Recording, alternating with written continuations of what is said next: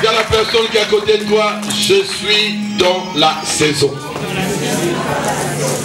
Seigneur, nous te disons merci. Merci pour ce moment de gloire. Pour ce moment de révélation dans ta présence. Pour ce moment d'encouragement, Seigneur.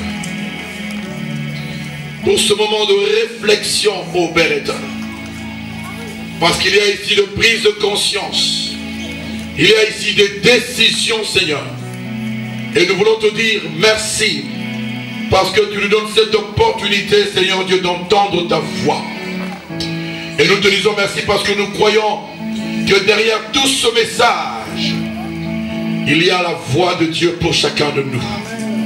Et nous te disons merci que cette voix affecte nos vies. Que cette voix amène la transformation dans nos vies, Seigneur. Parce que tout celui qui a entendu ta voix n'est jamais resté le même. Et nous te disons merci. Parce que nous croyons qu'il y a un processus de transformation qui s'est déclenché en ces lieux dans la vie de ton peuple. Et nous te disons merci. Amène-nous là où toi tu veux, Seigneur. Et nous te disons merci.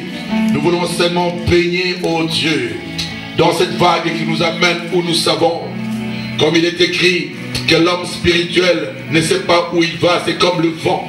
Et nous nous laissons conduire, nous nous laissons entraîner par le mouvement de ton esprit, oh Seigneur. Nous te disons merci parce que nous croyons, lorsque toi tu conduis toujours à bon port. Amen. Oh cher Saint-Esprit, merci encore de saturer ces lieux de ta présence. Merci pour ta grâce qui remplit ces lieux. Merci pour l'onction du Saint-Esprit, oh Dieu, qui touche chaque personne qui est ici. Merci pour l'onction de Dieu qui sature ces lieux, pour l'onction du Saint-Esprit qui remplit ces lieux. Et nous savons que là où ton onction coule, Seigneur, il y a des miracles. Là où ton onction coule, il y a des délivrances, il y a des guérisons. Là où ton onction coule, il y a des transformations. Et nous te disons merci parce que ton onction coule en ces lieux. Et nous acclamons la présence du Saint-Esprit. Nous acclamons et nous validons que le Saint-Esprit est là par les acclamations, les alléluia, les amens. Nous acclamons le Seigneur. Tu entres en ces lieux, bandit, tu sors prédicateur de la parole. Amen. Tu entres malade, tu sors guéri. Tu entres sorcier, tu sors délivré de la sorcellerie. Qui veut dire amen avec toi? Amen, très bien. L'église, c'est le lieu de solution. L'église, c'est un lieu de résolution et d'accomplissement. Ce n'est pas un lieu de palabres. Ce n'est pas un lieu de division. Ce n'est pas un lieu d'inquiétude. Lorsque j'entre, lorsque je viens à l'église, je dois être dans la joie. Qui me dit amen avec moi? Parce qu'il dit, je suis dans la joie lorsqu'on me dit, allons dans la maison de l'Éternel. Est-ce que quelqu'un est dans la joie ce matin? Si tu es dans la joie, acclame le Seigneur. Acclame très bien Dieu. Même si tu as eu un passé bizarre, moi je crois au futur. Glorieux. Dis amen avec moi. Et si tu n'as pas de passé, tu n'auras pas non plus de futur. Il faut que tu aies des passés pour qu'il y ait un futur. Peu importe les passés que tu as eu. Mais je sais que tu es nourri par une racine nourricière qui s'appelle Jésus-Christ de Nazareth. Il t'est nourri par l'eau de vie. Alléluia. Il t'est nourri par l'eau de vie. Tu es condamné à réussir. Tu es condamné à avoir ta guérison. Tu es condamné à avoir ta délivrance. Tu es condamné à prospérer. Tu es condamné à porter des fruits dans le nom de Jésus. Parce que celui qui te nourrit, c'est Yoshua Mashiach. Il te nourrit par l'eau de vie, par l'eau de la parole. Lui, il est la vie. En toi, il donne la vie. Dis amen avec moi. Et amen, très bien. Il y a la personne qui est à côté de toi. Nous sommes dans la saison. Bien, mais vous savez que la saison modifie la mentalité et le comportement des gens. Yes. Vous êtes d'accord avec moi? La saison change, modifie la mentalité et le comportement des gens. La saison change la manière dont les gens s'engagent dans leur vie de tous les jours. Nous sommes en hiver. Montrez-moi quelqu'un qui a porté un manteau ici. Qui a un manteau là, avec cette chaleur là. Hein? Il y a quelques mois, il y a quelques semaines, nous étions tous en manteau, pull. Mais là, la saison vient de changer notre comportement. Alléluia. Amen. Notre mentalité. Alléluia. Amen. Dis encore à la personne qui est à côté de toi, nous sommes dans la saison. Bien, mais quand tu comprends la saison de Dieu, ça modifie aussi ta façon de vivre. Alléluia. Amen. Quand tu comprends la saison de Dieu, ça change ta façon de vivre. Et nous sommes dans quelle saison? Nous sommes dans une saison de productivité. Prenons place, bien-aimés. Nous sommes dans une saison de productivité. Tu dois produire. Le thème est tellement vaste, bien-aimés. Il y en a, vous n'étiez pas là le jeudi, vendredi, samedi. Bien-aimés, il y a des choses que les serviteurs, les servantes ont fait sortir. Si je commence à faire le résumé, on ne va pas sortir de ces lieux. Alléluia. Mais ce qui est très important, bien aimé dans le Seigneur, il faut que tu vives ou que tu évolues dans le contexte pour lequel Dieu t'a appelé, pour que tu puisses grandir et porter du fruit. Amen avec moi. Amen. Il faut que tu évolues dans le contexte pour lequel Dieu t'a appelé. En dehors du contexte, tu ne peux pas vivre. Il y a beaucoup d'exemples que nous avons donnés. Un poisson qui ne vit pas dans l'eau, si vous le sortez de l'eau, bien aimé, ce poisson doit mourir. Parce que son contexte de survie, c'est l'eau. Il faut qu'il soit dans l'eau pour qu'il grandisse et qu'il puisse se reproduire. Si vous le retirez de l'eau, vous le sortez de l'eau, bien aimé, il va s'agiter, à un moment donné, il va mourir. Regarde la personne qui est à côté de toi, dis-lui, reste dans le contexte pour lequel Dieu t'a appelé. Et entre dans ce contexte. Et demeure-y. Alléluia. Ne sors pas du contexte. Chaque enfant de Dieu qui est ici a un appel, il a reçu quelque chose de la part de Dieu, dit appelle avec moi. Ne sors pas du contexte. La compréhension et le fonctionnement du contexte feront que tu sois agréable à Dieu. Alléluia. Lorsque tu comprends le contexte pour lequel Dieu t'a appelé et tu fonctionnes dans ce contexte-là, tu seras agréable à Dieu. Il y a des personnes dans la Bible dit, dans Matthieu chapitre 7, bien aimé, ils ont travaillé pour le Seigneur. Je suis en train de faire un résumé. Ils ont travaillé pour le Seigneur. Ils ont guéri des malades. Ils ont chassé les démons. Ils ont prophétisé au nom du Seigneur. Ces jours-là, quand le Seigneur est venu, et le Seigneur, nous avons chassé, nous avons fait des miracles. Il leur dira, je ne vous ai jamais connu. Et pourtant, ils ont fait un travail. Ils ont été productifs aux yeux des hommes. Mais quand le Seigneur vient voir le travail, il invalide le travail. Il dit, je ne vous ai jamais connu. Pourquoi? Parce qu'ils ont travaillé dans un contexte qui n'est pas de Dieu. Ils ont travaillé pour leur ventre. Ils ont travaillé pour avoir la popularité. Ils ont travaillé peut-être pour séduire les gens. Mais ils n'ont pas travaillé dans le contexte pour lequel Dieu les a appelés. Il est très important lorsque nous travaillons, le but est que nous amenions les âmes auprès du Seigneur et que nous préparions l'église à l'enlèvement. Qui peut dire amen avec moi? Un amen plus fort, parce que Jésus revient bientôt. Maranatha, Jésus dit, je reviens bientôt, ma rétribution est avec moi pour rendre à chacun selon son œuvre. Jésus revient bientôt. Il t'a donné des talents, il t'a donné des talents, il t'a donné des dons, bien aimé. Il a posé des potentialités, des capacités en toi pour que tu puisses les reproduire. Qu'est-ce que tu es en train de faire avec ces choses? Jésus revient bientôt. Tu dois comprendre, bien aimé, le fonctionnement du contexte dans lequel Dieu t'a placé. Dieu t'a placé à l'église pour que tu sois productif.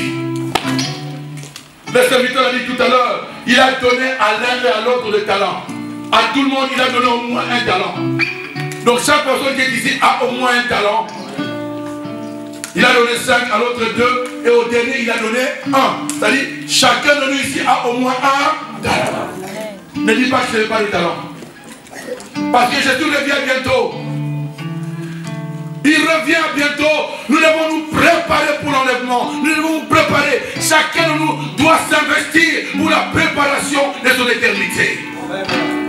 Mais tant que nous sommes encore sur la terre, il y a des choses que nous devons vivre. Tant que nous sommes encore sur la terre, bien-aimés, nous devons jouir de l'abondance. Nous devons jouir de l'abondance spirituelle, matérielle, physique et financière. Dans le nom de Jésus-Christ, dites Amen avec moi. Tant que nous sommes sur la terre, bien-aimés, nous avons besoin de la santé. Là-bas, on n'en aura pas besoin. Parce que là-bas, on ne sera jamais malade. La volonté de Dieu est que tu sois productif. Moi, ma prière est que tu sois productif. Quand tu es productif, moi je rends grâce à Dieu. Je dis merci Seigneur. Voilà le travail que je fais auprès de l'homme. Voilà pourquoi Dieu veut que tu comprennes le fonctionnement du contexte dans lequel il t'a appelé. Dieu ne t'a pas envoyé à l'église. Il ne t'a pas planté dans ta famille pour que tu sois juste là pour embellir les décors. Ou tu es assis à l'église pour embellir les décors. Je te répète encore ce matin, tu es là pour jouer un rôle. Tu es là pour fonctionner selon le modèle de Dieu qui amène avec moi. Tu n'as pas à choisir le contexte dans lequel tu dois vivre. Tu n'as pas à choisir le contexte dans lequel tu dois évoluer. Ce n'est pas à toi de dire à Dieu, moi je vais être ceci, je vais évoluer comme ci ou comme cela. Le contexte dans lequel tu dois évoluer, c'est Dieu qui le définit. C'est Dieu qui te place à un endroit. C'est Dieu qui t'attire à un endroit. Il te place ici. Il dit, je t'amène à cet endroit-là pour que tu puisses me servir et que tu fasses valoir les dons et les talents que j'ai placés en toi. Tu peux dire Amen avec moi? Amen, amen, très bien. Est-ce que nous avons reçu en ce lieu la parole de Dieu? Quelqu'un a reçu d'une manière particulière la parole de Dieu? Je ne t'entends pas bien. Bien-aimé, tu es appelé à être productif. Nous ne sommes plus au moment où nous allons encore nous battre. Nous ne sommes plus au moment où quelqu'un, quand il est content, il vient à l'église. Quand il n'est pas content, il reste à la maison. Bien-aimé, pour qu'il vienne à l'église, il faut qu'on l'appelle, qu'on l'encourage, Non, non, non. Nous ne sommes plus à ce temps-là. Nous sommes appelés à être productifs. Nous sommes appelés à être des éléments catalyseurs. Nous sommes appelés, bien-aimés, à être ceux qui entraînent les autres. Qui veut dire Amen avec moi? Nous sommes ceux, bien-aimés, qui tirent les autres vers le haut. Qui veut dire Amen avec moi? Amen, amen, très bien. Parce que Dieu nous demandera des comptes. Dieu nous demandera des comptes. Qui sait si c'est demain ou après-demain? Hier, nous avons lu ici, dans le livre de Luc, il y a des gens qui sont morts. Nous ne sommes pas meilleurs qu'eux. Alléluia. Parabole de ce monsieur qui avait sa vigne et il y avait planté un figuier. Pendant 3 ans, il est revenu, bien-aimé, pour manger du fruit, il n'y avait pas de fruit. Il dit, il faut que je coupe. Il faut qu'on coupe ce figuier parce qu'il occupe la terre inutilement. Moi, je crois que toi, tu n'occupes pas la terre inutilement. Dis Amen avec moi. Amen. Pendant longtemps, peut-être l'Éternel attend de toi le fruit. Et tu ne lui en donnes pas. Il attend. Il s'est patient, bien-aimé dans le Seigneur. Et lorsque nous voyons la parabole, bien-aimé, de la vie, bien-aimé, après 3 ans, comme il n'y avait pas de fruits, le propriétaire de la vigne a pris la décision de couper les figuiers parce que les figuiers ne donnaient pas de fruits. Coupez-moi ces figuiers. Il occupe inutilement la terre. Mais quelqu'un est venu, le vigneron est venu lui dire non, ne le coupe pas. Donne-lui encore 1 an. Je vais essayer de creuser autour. Je vais mettre du fumier. L'année prochaine, ce sûr qui te donnera le fruit. J'avais dit hier, celui-là qui a plaidé à cause de Jésus de Nazareth. Amen. Parce que tu serais aussi retranché de la terre. Tu serais coupé depuis longtemps. Ceux qui sont coupés, toi tu n'es pas meilleur qu'eux. Bien-aimés, les héros de la foi sont partis. Les hommes puissants sont partis, sont retranchés, sont coupés parce qu'ils n'ont pas donné les fruits comme l'Éternel attendait. Mais bien-aimé, toi, Dieu a voulu aussi te retrancher de la terre. Peut-être cette année tu ne serais pas là. Tu ne serais pas là si tu es là parce qu'un homme a plaidé ta cause. Cet homme-là, c'est Jésus-Christ de Nazareth.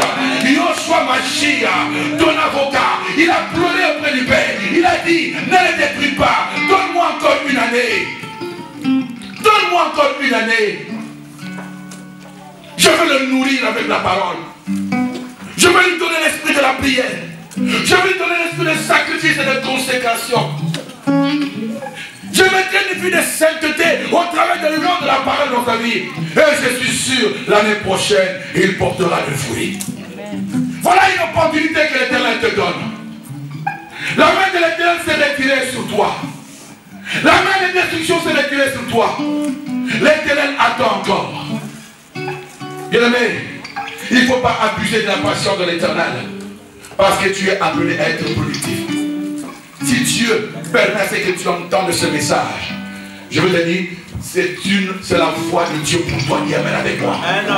C'est la foi de Dieu pour toi. Dis amen avec moi. Quelqu'un est en train de plaider à ta place. Voilà comment il est en train de te nourrir par la parole. Voilà comment il est en train de te fortifier. Parce que Jésus croit en toi. Dis amen avec moi. Jésus croit en toi. Jésus croit que tu es capable de porter le fruit. Jésus croit que tu es capable de devenir positif. Jésus croit que tu peux faire quelque chose. Jésus te fait confiance. Rends-lui aussi la confiance. Jésus te fait confiance. Dans Jean chapitre 15, parlant du cep et le sarment. Les sarments, ce sont les branches qui sont attachées à l'arbre. Alléluia. Lorsque vous coupez la branche de l'arbre, la branche va sécher. Il n'y a plus de vie, n'est-ce pas? Regardez, si on coupe, on enlève la fleur de son tronc. Et là, il va vivre pendant un moment, n'est-ce pas? Et après, il va faire quoi? Il va sécher. Et il va mourir. Pour qu'il vive, il faut qu'il soit attaché, pour qu'il soit nourri de la sève provenant de racines qui montent vers les branches. Alléluia. Tu dois t'attacher à Jésus. Comme il a dit, tu dois te connecter à Jésus. Qui dit amen avec moi? Tu dois te connecter à la racine principale, à la racine nourricière qui est Jésus. Sans Jésus, tu ne peux pas vivre. Jésus, c'est la parole. Tu dois t'attacher à la parole. Tu dois aimer la parole. Tu dois aimer la vérité. Parce que la vérité, c'est Jésus. Il dit, je suis le chemin, la vérité et la vie. Tu dois t'attacher à Jésus qui vient avec moi.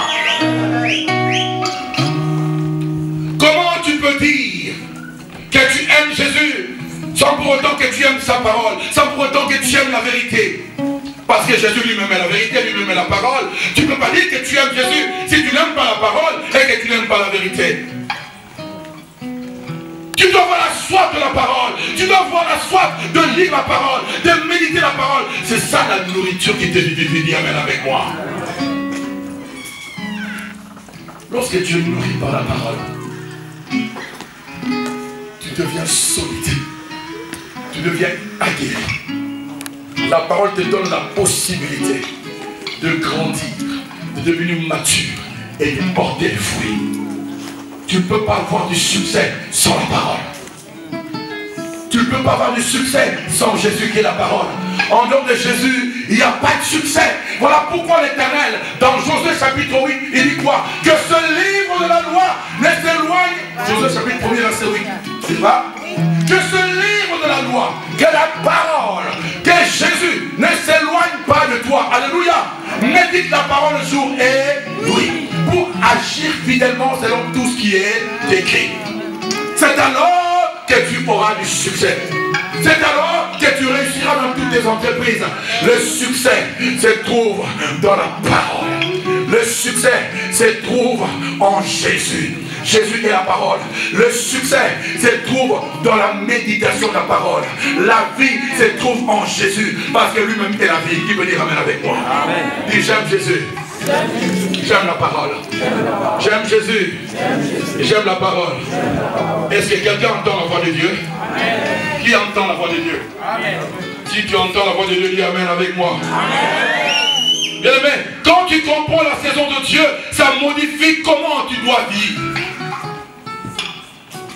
Est-ce que quelqu'un a compris la saison? Nous sommes dans quelle saison? La saison de la productivité. Lorsque tu as compris la saison, bien aimé, t'amène une posture qui te permet d'interagir avec Dieu et de manière différente et de t'engager avec lui de manière différente. Qui peut dire un grand amen avec moi? Amen. Un amen très bien. Amen. Je vais lire un passage biblique. Parce que je suis en train de faire le tour de la question. Actes chapitre 9. Cependant, Saul respirant encore, la menace et le meurtre contre les disciples du Seigneur se rendit chez le souverain sacrificateur et lui demanda de l'être pour la synagogue de Damas, afin que s'il trouvait des partisans de la nouvelle doctrine, hommes ou femmes, il les amena liés à Jérusalem. Comme il était en chemin, qu'il s'approchait de Damas, tout à coup, une lumière venant du ciel resplendit autour de lui. Il tomba par terre et il entendit. Il entendit quoi? Il entendit une voix. Est-ce que quelqu'un a entendu la voix de Dieu ici? Parce que je dis, ce matin, pendant tous ces 4 jours, Dieu vous a parlé au travers des hommes. Qui veut dire amen avec moi? Il tomba par terre et il entendit une voix qui lui disait, Saul, Saul, pourquoi me persécutes-tu? Il répondit, qui es-tu, Seigneur? Et le Seigneur dit, je suis Jésus que tu persécutes. Il te serait dur de régeber contre les aiguillons. Tremblant et saisi d'effroi, il dit, Seigneur, que veux-tu que je fasse? Et le Seigneur lui dit, lève-toi, entre dans la ville et on te dira ce que tu dois faire. Alléluia. Alléluia. Bien aimé. Est-ce que quelqu'un a entendu la voix de Dieu? D'une manière particulière, si tu l'as entendu, dis amen avec moi. Amen. Moi, je voudrais me comprendre si tu as entendu la voix de Dieu. Amen. Ici, un homme a entendu la voix de Dieu. Saul de Tarse a entendu la voix de Dieu. Et nous voyons ici comment la voix de Dieu a bâti cet homme. Dans la suite, tu comprendras si tu lis tout le chapitre. Saul de Tarse, qui deviendra Paul, c'est quelqu'un qui persécutait l'église. Lui, il croyait qu'il était dans le bon. Il croyait qu'il faisait la guerre de l'Éternel. Il croyait, il pensait, il était sincère avec lui-même, bien aimé. Qu'il servait Dieu. Voilà pourquoi j'ai toujours envie de dire à quelqu'un que nos pensées ne sont pas les pensées de Dieu. Dites amen avec moi. Amen. Nos voix ne sont pas les voix de l'Éternel. La Bible dit, aussi sont éloignés les cieux de la terre, de la même manière que les pensées de Dieu sont éloignées de nos pensées. Alléluia.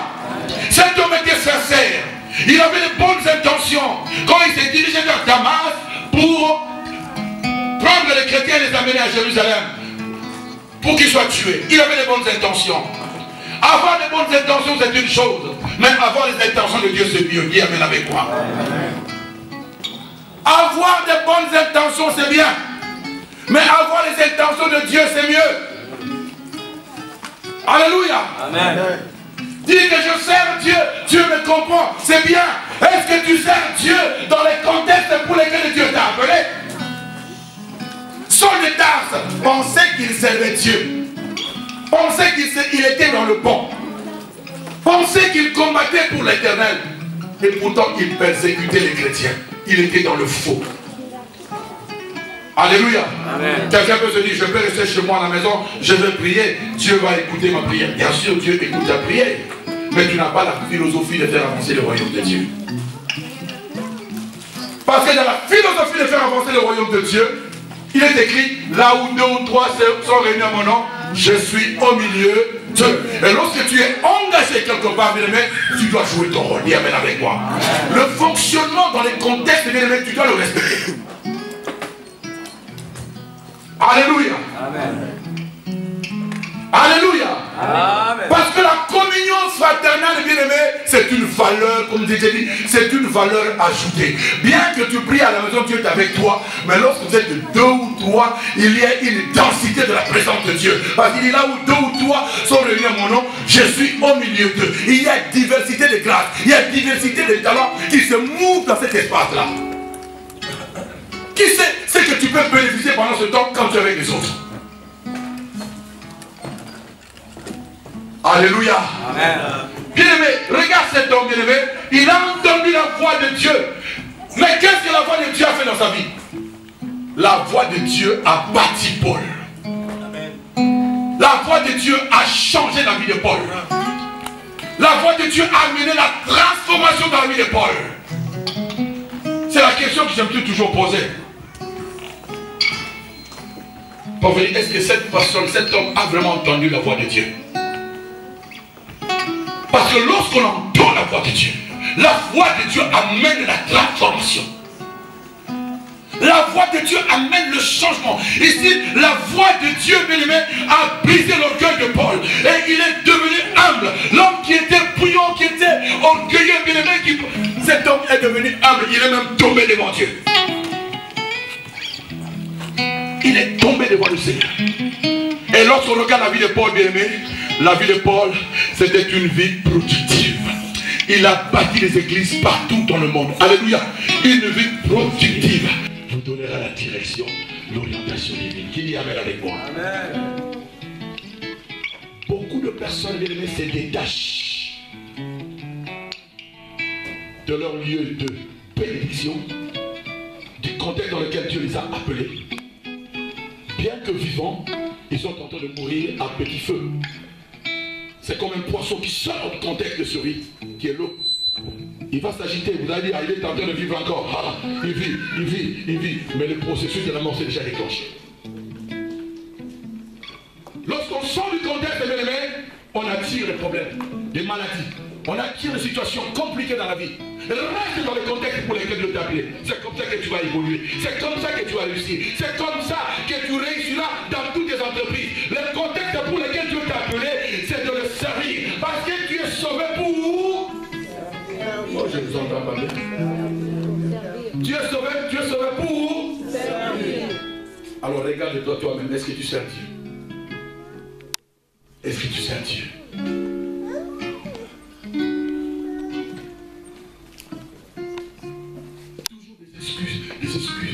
Des excuses. On n'est plus à cette époque-là.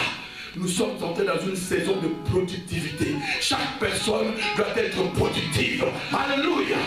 Chaque personne doit être productive. On n'est plus dans cette époque-là. Il faut qu'on te supplie. Il faut qu'on aille te chercher. Si quelqu'un ne vient pas te chercher en voiture, tu ne viens pas. Si on ne t'appelle pas, tu ne viens pas. Bien aimé, finis ces choses-là.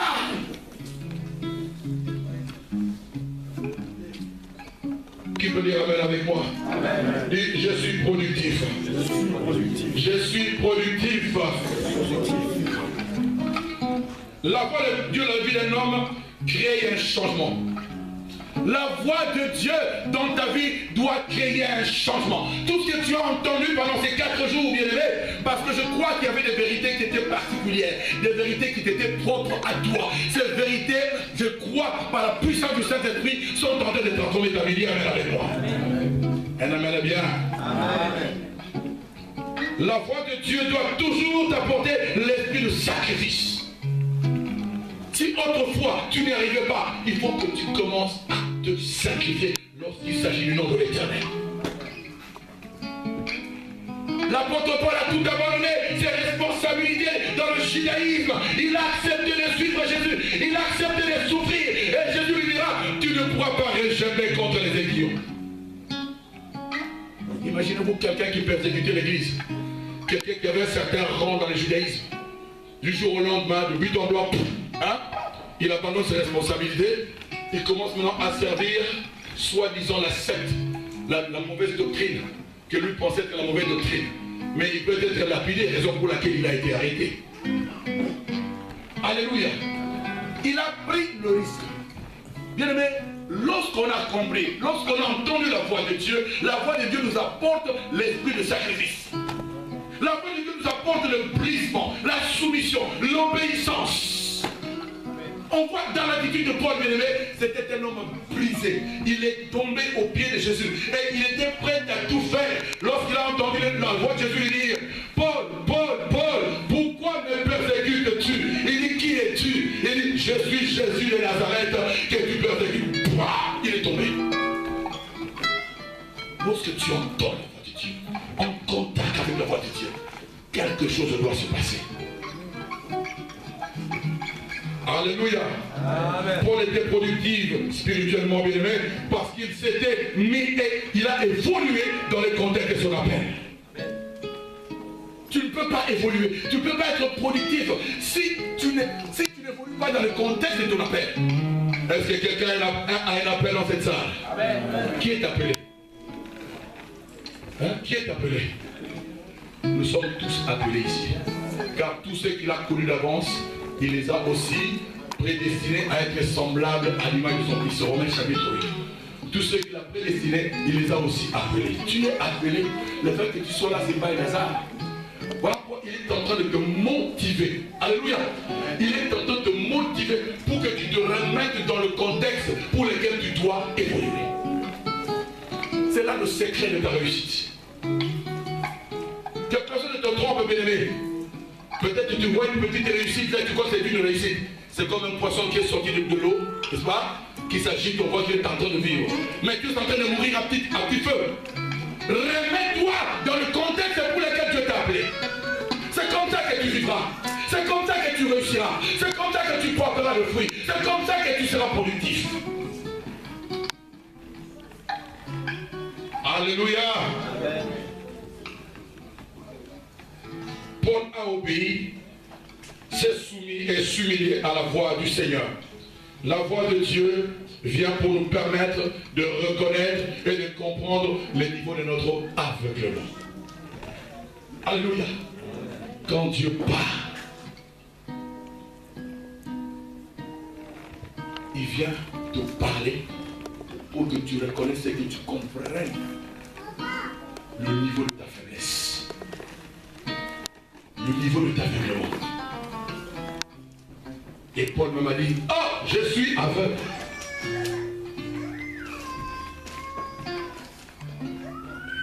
Mais je crois ici, dans cette salle, encore une fois, quelqu'un a compris que tu ne vas pas servir Dieu, tu ne vas pas adorer Dieu comme toi tu penses. Nous devons l'adorer dans le contexte que lui veut et non que nous voulons. Parce que le contexte n'est pas choisi, mais le contexte est défini par Dieu. C'est Dieu qui définit le contexte. C'est Dieu qui te place à un endroit. C'est Dieu qui conduit à l'église. C'est Dieu qui permet que tu écoutes ces choses. Le contexte, c'est pas toi qui le définit. La manière de fonctionner avec Dieu, ce n'est pas toi. C'est Dieu qui définit la manière, qui définit, c'est Dieu qui te donne, comment on peut appeler ça, qui te donne le modèle de fonctionnement. Nous devons faire attention, parce que ce jour-là, il dira, je t'ai jamais connu. Mais moi, je crois que dans cette salle, toutes les personnes qui sont là sont connues par Dieu. Dis t'amène avec moi. Parce que nous avons pris tous un élan vers la productivité. Dis t'amène avec moi. Je crois que tu es productif. Je crois que la santé est en train d'envahir tout ton corps. Dis amène avec moi. Lorsque tu dis amen, tu reçois ta guérison. Je crois que la santé divine est en train d'envahir tout ton corps dans le nom de Jésus. Dis amène avec moi. Amen. Je crois que tu es nourri ce matin par les protéines et les vitamines spirituelles qui détruisent tous les microbes spirituels et physiques qui étaient dans ton corps. Reçois la guérison. Reçois cela dans le nom de Jésus de Nazareth. Je crois que tu es une bénédiction pour ta famille. Tu es une bénédiction pour l'église. Viens avec moi.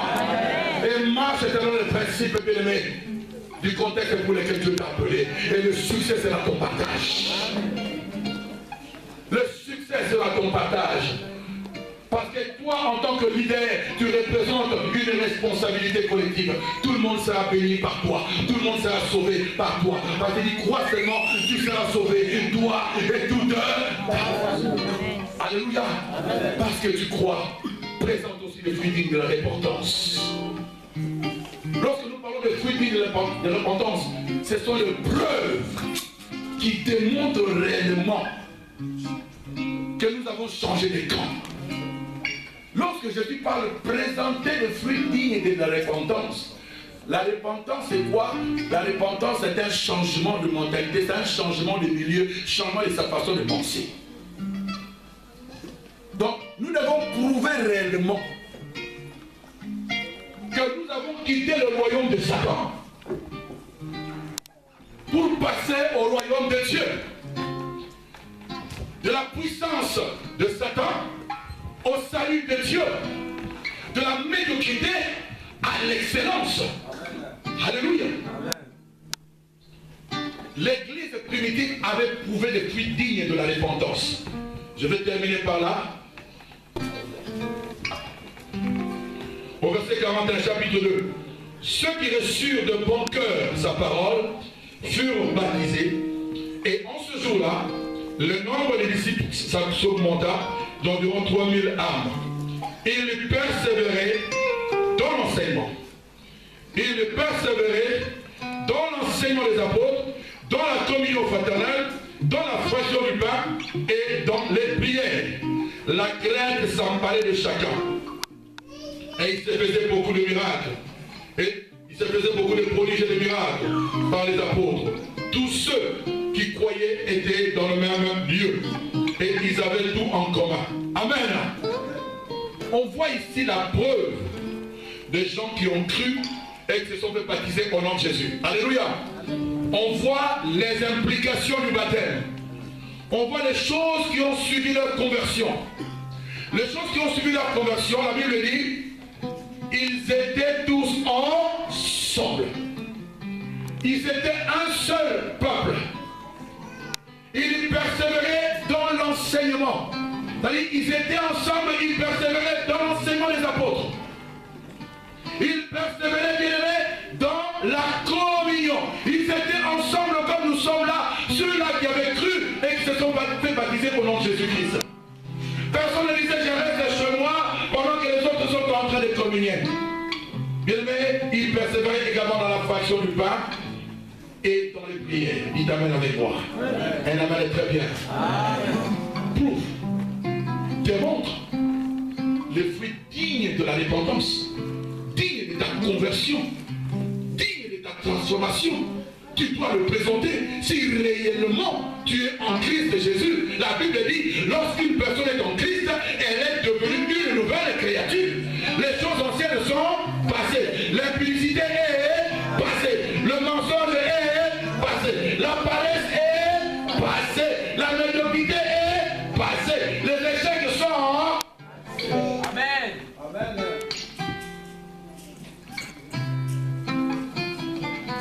Est-ce que quelqu'un peut se lever avec moi pour me dire, je prends un élan vers la productivité? Quelqu'un peut se lever avec moi? Dis, fais ça. Je prends un élan vers la productivité. Je prends un élan vers la productivité. Je refuse la médiocrité. Je refuse le ridicule. Je vais porter du fruit. Je vais être nourri par Jésus-Christ. Alléluia. Bien-aimé, on reste au bout. La véritable nourriture, c'est la parole de Dieu. Et cette parole est accompagnée de ce qu'on appelle les éléments de vitalité. Les éléments de vie qui amènent la vie. Parmi ces éléments de vitalité, on peut prendre la prière. Alléluia. On peut prendre la prière, on peut prendre le jeûne. Alléluia. La vie de sacrifice. Ce sont les choses qui font que nous puissions être nourris spirituellement et porter du fruit. Tu dois aimer la prière. Tu dois aimer les jeûnes. Les jeûnes, bien aimés, te fortifient dans la personne intérieure. Les jeûnes et les prières, bien aimés, te qualifient calibre, te donne un équilibre spirituel pour que tu arrives à la posture de Jésus-Christ notre Seigneur. Tu dois aimer et avoir cette posture spirituelle. Être calibré et équilibré en même temps, bien aimé. Tu dois aimer la parole. Fini les temps de jouer. Fini les temps de jouer. Tu dois te repositionner. Cette parole est pour toi. Dieu te parle en particulier. Tu dois te repositionner. Ne passe pas à côté de ce que tu entends parce que Dieu te parle particulièrement. Amen. Tu dois redéfinir ta mentalité. Est-ce que Dieu parle à quelqu'un? Est-ce que quelqu'un entend la voix de Dieu? J'aime les amens comme ça quand les gens commencent à parler tout doucement comme ça, c'est que la crainte de Dieu commence à s'emparer des gens. Amen. Moi je ne suis pas le pasteur là qui vient te dire tu es béni et demain tu ne vois pas la bénédiction. Je viens te donner la parole qui te donne la carrure, la posture, la stature de Jésus-Christ. Quand tu as cette stature-là, je n'ai plus besoin de te dire sois béni parce que tu es déjà béni. Amen.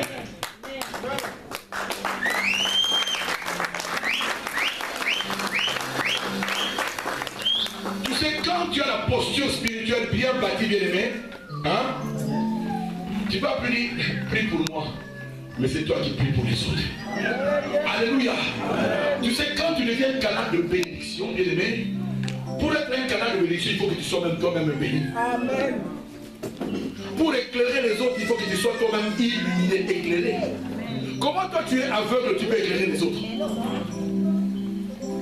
Paul était illuminé, il était éclairé. Voilà pourquoi il avait commencé aussi à éclairer les autres.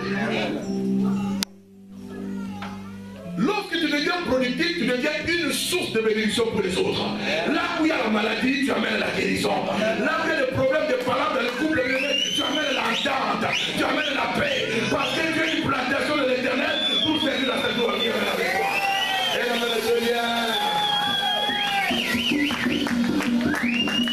une personne qui est productive, lorsqu'il arrive dans un foyer, il y avait des problèmes. Lorsqu'il arrive, et dès qu'il quitte ce foyer, la paix s'installe. Amen. Parce que tu es productif. Lorsque tu pries pour une personne, quelque chose doit se passer dans cette personne-là. Alléluia. Je crois dans cette salle. Il y a des pôles. Dites amen avec moi. Il y a des pôles dans cette salle. Peu importe ce que tu as fait dans ton ignorance. Mais le Seigneur te demande ce matin de te remettre dans le contexte pour lequel il t'a appelé. Parce que ton fonctionnement dépend du contexte. Tu ne peux pas fonctionner en dehors du contexte. Les contextes pour lesquels Dieu t'a appelé, toi, tu connais ton appel. Le contexte pour lequel Dieu t'a appelé, c'est d'être là pour suivre les enseignements. D'être là en communion fraternelle. D'être là en fraction de pain. D'être là dans les prières. Voilà les contextes pour lesquels Dieu t'a appelé pour que tu puisses grandir et atteindre la maturité. Alléluia. C'est un message qui est prophétique. Je ne sais pas, pendant que je parle, je sens que Dieu est en train de parler à beaucoup de personnes. Beaucoup de personnes qui sont devenues négligents, qui sont devenus paresseux dans l'œuvre de Dieu, dans beaucoup de choses qui ont... Vous savez, celui qui fait l'œuvre de Dieu avec négligence, bien aimé, il y a des conséquences qui sont très fâcheuses. Mais quelqu'un a plaidé pour toi. Jésus-Christ de Nazareth. Il a dit, donne-lui encore une année. Je vais faire un travail. Donne la possibilité à Jésus de faire un travail autour de ta vie. Donne la possibilité à Jésus de creuser, d'enlever tout ce qui n'est pas bon. Pour qu'il mette du fumier. Le fumier là, c'est la parole. Le fumier là, c'est la vie de consécration. Le fumier là, c'est la bonne disposition. Dis amen avec moi. Laisse Jésus faire son travail. Laisse Jésus faire ton travail.